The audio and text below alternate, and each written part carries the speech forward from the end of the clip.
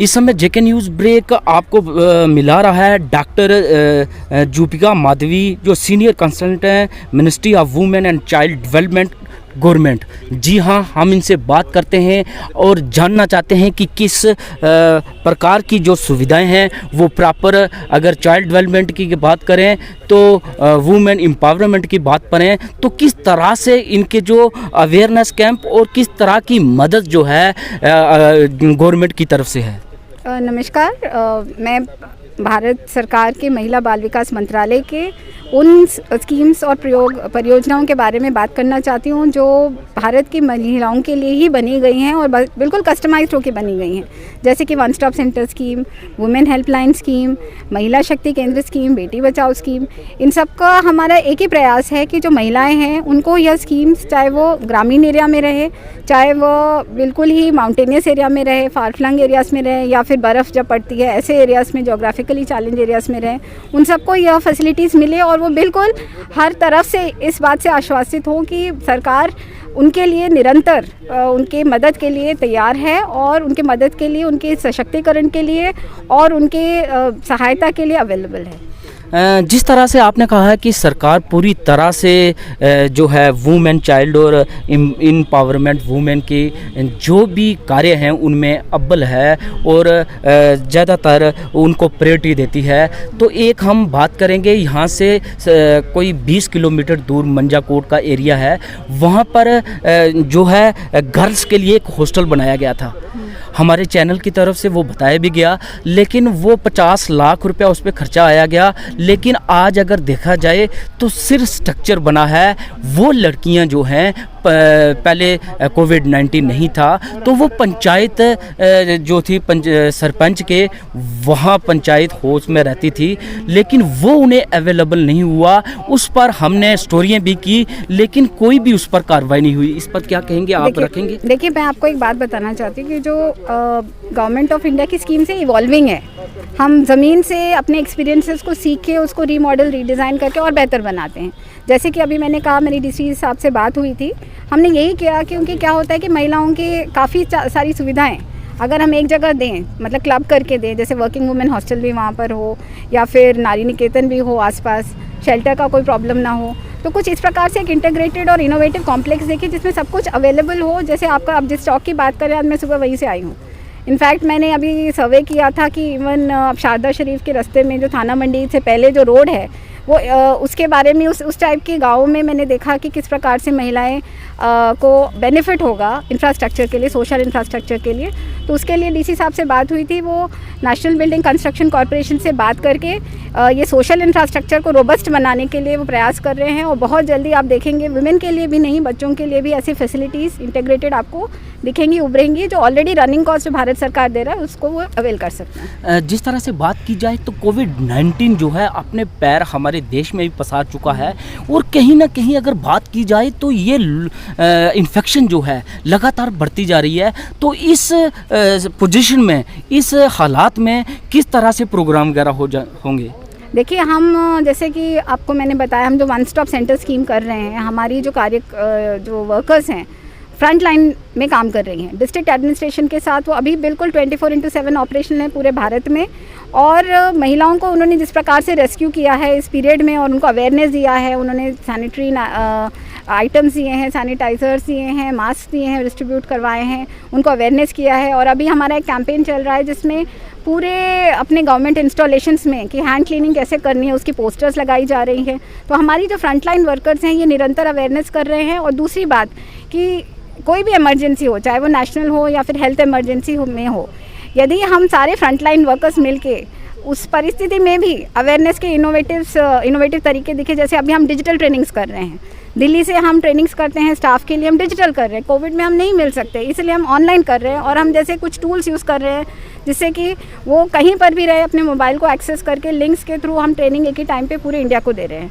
तो इस तरह से हम डिजिटल टेक्नोलॉजी का उपयोग करके, डिजिटल गवर्नेंस का करके हम ई फाइल्स यूज़ करते हैं ताकि हमको कागज़ को छूना ना पड़े। तो यह सब हम प्रयास कर रहे हैं जिससे कि हमारा जो एडमिनिस्ट्रेशन किसी भी प्रकार की समस्या को का समाधान कर सके। और कोविड भी हो उसके बावजूद भी हम अपने इनोवेटिव और डिजिटल टेक्नोलॉजी से आरोग्य सेतु ऐप की जो मैं बात करना चाहती हूँ, it is a brilliant app, उसकी हम प्रचार करते हैं। और हमारे अवेयरनेस एक्टिविटीज़ में भी हम सभी को ये कहते हैं कि वो अपने ऐप्स डाउनलोड करें जिससे कि भारत सरकार के जितने भी प्रयत्न हैं उनको पहुंच सके। हम गवर्नमेंट ऑफ इंडिया का शुक्रिया अदा करते हैं कि आप जैसे लोग यहाँ पर पीर पंजाल खित्ते के एरिया में आते हैं और देखते हैं कि किस प्रकार की वुमेन चाइल्ड की बात करें, वुमेन एम्पावरमेंट की बात करें, तो कहीं ना कहीं जो है ये दूर दराज एरिया है, फ्लांग फ्रेंग एरिया है, इसमें पीर पंजाल एरिया खित्ता जो है बड़ा पिछड़ा हुआ है। तो आप देखकर जा रही हैं कि किस तरह के हालात हैं, बेटी और वुमेन में कितनी परिस्थितियां उनको आती हैं। तो इस बारे में क्या आप आगे रखेंगे कुछ? देखिए, मैं आपको एक एग्जांपल देना चाहती हूँ कि जो कोई भी चैलेंजिंग सिचुएशन होता है, पीर पंजाल भारत क्या पूरे दुनिया में सबसे सुंदर एक माउंटेन रेंज है हिमालय का, जिसमें जो स्नो गिरता है उसका जो क्वालिटी और कलर है because of the air quality इतना प्योर है और वाइट है कि वो भी एक कहते हैं ना जन्नत का एक टुकड़ा, राइट। तो हम ये कह रहे हैं कि इस एरिया में भी यदि हम अपनी महिलाओं को एम्पावर करना चाहते हैं तो हर चैलेंजिंग सिचुएशन में एक सॉल्यूशंस होती हैं। ऐसा नहीं है कि समस्याएं अभी आई हैं, समस्या इससे भी पहले और भी दुर्गम थी। अभी तो हमारे पास रोड्स हैं, परंतु उस सिचुएशन में भी महिलाओं ने सर्वाइव किया है, राइट। ऐसा नहीं है, खेती बाड़ी तब भी करते थे, अब भी कर रहे हैं, परंतु हमको देखना है कि किस प्रकार से हम अपने चैलेंजेस को टेक्नोलॉजी के थ्रू और हमारे जो प्रेजेंट जो मैकेनिज्म्स हैं उनके थ्रू करें। फॉर एग्जांपल लद्दाख की भी बात करें, वहाँ -40 डिग्रीज है, राइट। लेकिन उस सर्दियों में भी यदि कोई महिला का अगर चाय का दुकान खुला है तो वह एक लद्दाखी महिला है। जो -40 में भी सारे टूर जितने भी दुकानें होती हैं बंद हो जाती है, लेकिन लद्दाखी जो महिला है उसकी दुकान खुली रहेगी कि हाँ किसी को दवाई की ज़रूरत हो, किसी को चाय की ज़रूरत हो। अभी की बात नहीं है, 16th सेंचुरी से चल रहा है, परंतु अब जब यूटी बन गया है और हम अपनी स्कीम्स को पुश कर रहे हैं, उससे और भी बूस्ट मिलेगा। और ये अभी शुरुआत है और आने वाले दिनों में आप खुद हम आपसे पूछेंगे कि आपने कितना डिफरेंस देखा है और आपको कितनी खुशी हो रही है। तो शुक्रिया जिस तरह से आपने हमसे बात की। लेकिन एक बात थोड़ा सा, जिस तरह आपने कहा कि वहाँ पे दुकानें खोलती हैं, ये वुमेन जो है अपना पूरा एम्पावरमेंट दिखाती हैं कि किस तरह से सेल्फ काम करना है हमने, तो कहीं ना कहीं हमारा जो ये राजौरी खित्ता है इसमें थोड़ा सा लड़कियों के घर वालों से थोड़ी बंदिश होती है कि आपने दुकान नहीं खोलनी, आपने ये नहीं करना, वो नहीं करना। इससे मैं चाहता हूं कि अवेयर हों, आप ऐसे प्रोग्राम यहाँ पे लाएं जिससे उनको जो है घर की जो चौखट में जो रुकावट होती है उससे कमी। देखिए, आपने बिल्कुल अच्छी चीज़ पॉइंट आउट की। ये मैंने खुद अभी जब मैं रोड सर्वे कर रही थी तो मैंने देखा कि फॉर एग्जांपल मैं नागालैंड की बात करती हूँ, वहाँ पर सोसाइटी है सी वुमेन एम्पावरमेंट बहुत ज़्यादा है। वहाँ पे महिला ही सारा काम खुद अपने इनिशिएटिव पे करती हैं, चाहे वो एक छोटी सी पान की दुकान हो या चाय की दुकान हो। तो हम एक एक्सपोजर विजिट्स का प्रोग्राम रखें कि नागालैंड की महिलाएं यहाँ पर आए या यहाँ की महिलाएं जैसे सरपंचें हैं वहाँ जाए, एक टीम को लेके जाएं और वह दिखाए कि किस प्रकार से, क्योंकि वहाँ पर भी पहाड़ हैं, ठीक है, वहाँ पर भी क्लाइमेटिक जैसे बारिश ज़्यादा होती है वहाँ पे। इनफैक्ट आपके यहाँ सड़कें, वहाँ पे तो सड़कों में बारिश में भी सड़कें बंद हो जाती हैं। तो ऐसे सिचुएशन वो किस प्रकार से रह रही, वो भी हिली वुमेन है, यहाँ पर भी हिली वुमेन है। तो एक क्रॉस लर्निंग होने से बहुत अच्छा रहेगा और हम ये प्रयास वर्कआउट कर रहे हैं। अभी हमने बात की थी कि अगर हम क्रॉस लर्निंग करें, चाहे हमारे फंक्शनरीज़ के हों या महिलाओं के हों, तो बहुत ही अच्छा रहेगा और उनको खुद सीखने में बहुत कुछ मिलेगा। लास्ट में हम एक प्रश्न आपसे करना चाहेंगे कि जिस तरह से पंचायत में सरपंचीज लड़कियां जीती हैं, लेकिन अगर बात की जाए तो जब भी कोई फंक्शनर होता है, डिस्ट्रिक्ट का फंक्शन होता है, कोई बाहर से हमारा जो है वीआईपी मूवमेंट होती है, तो उनके पति आ जाते हैं एज ए सरपंच बनकर, लेकिन उनको जो है मौका नहीं मिलता, उनको जो है सिर्फ एक स्टैंप लगाने के लिए। और अगर बात की जाए तो लोग भी जो है सरपंच उनकी पत्नी जीती होती है, लेकिन लोग उसके पति को सरपंच बोलते हैं। ये भी कहीं ना कहीं वायलेशन है नहीं? देखिए, हम माइंडसेट की बात कर रहे हैं।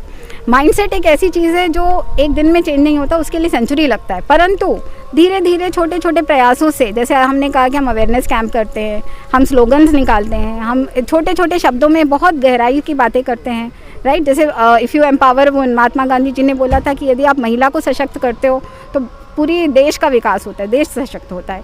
इसी प्रकार के छोटे छोटे मैसेजेस क्रिएटिव तरीके से आपके लोकल लैंग्वेज में, डोगरी भाषा में या कश्मीरी गानों में या फोक सॉन्ग्स में, कल्चरल मेथड से जब हम कन्वे करते हैं तो धीरे धीरे माइंडसेट चेंज होता है। तो माइंडसेट चेंज होने का प्रयास जो कंटिन्यूस होना चाहिए, जो हम कर रहे हैं। और माइंडसेट चेंज हर एक कंट्री में, हर एक स्टेट में आपकी यूनिक इश्यूज होती हैं, क्योंकि वो कल्चरल इम्प्रेशन फुटप्रिंट्स होते हैं, क्योंकि उस समय के हालात ऐसे होते थे हमारे एरियाज़ में, क्योंकि एक तो जोग्राफिकल एरिया है और थोड़ा क्लाइमेटिकली हॉस्टाइल है। परंतु अब धीरे धीरे, जैसे मैंने कहा, टेक्नोलॉजी, अभी हमारे पास मोबाइल फ़ोन्स हैं, हमारे पास इंटरनेट है, हमारे पास टीवी है, माध्यम है, और टेक्नोलॉजी की वजह से हम बहुत कुछ कर सकते हैं। इससे माइंडसेट चेंज हो रहा है। और सरपंच पति तो अभी मेरे ख्याल से वो टर्म भी हम बोलना छोड़ देंगे बहुत जल्दी।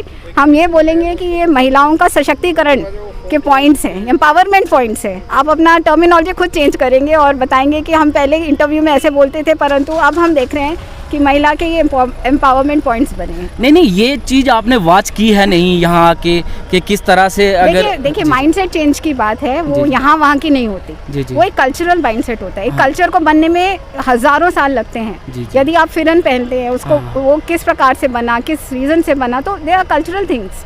बट हम इसी कल्चर को यूज़ करके यदि हम माइंडसेट चेंज करते हैं तो हमें चेंज मिलेगा वो। और इस चेंज का कब ये चेंज कितने बड़े मोमेंटम में बदलता है वो आप खुद देखेंगे। इसमें अगर बात करें तो गवर्नमेंट ऑफ इंडिया जो कि दिल्ली में जो कि एम्पावरमेंट, जो वुमेन एम्पावरमेंट है, अगर वो 100% है तो जम्मू में पहुंच जाती है 80%। और जो हमारा ये हिली एरिया है इसमें कम से कम 50 से भी नीचे प्रतिशत। देखिए हम रिसर्च स्टडीज़ करते हैं। यदि अगर मैं कोई एग्जांपल दूं कि वुमेन एम्पावरमेंट सबसे ज़्यादा कहाँ पर है, तो जम्मू और कश्मीर में है क्योंकि यहाँ की महिलाएं इस क्लाइमेट में भी वो अपने काम को करती हैं और बहुत एजुकेटेड वुमेन है and they are doing very well. Okay, thank you. Deepika Madhavi ji थी हमारे साथ। उन्होंने किस तरह से बताया कि जो महिला एम्पावरमेंट और चाइल्ड डेवलपमेंट, अगर बेटी बचाओ बेटी पढ़ाओ, इस पर अगर ध्यान दिया जाए तो हमने राजौरी डिस्ट्रिक्ट क्या पूरे जे&के में देखा है कि किस तरह से चल रहा है, और इस पर हम काम करेंगे।